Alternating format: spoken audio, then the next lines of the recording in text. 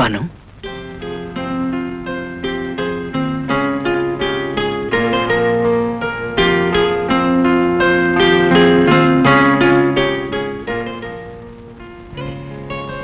உனக்கு அக்னி பரீட்சை வச்ச உன் உள்ளங்கையில மட்டும் இல்ல, உன் உள்ளத்திலும் தீக்காயங்கள் ஏற்படுத்திட்டேன்.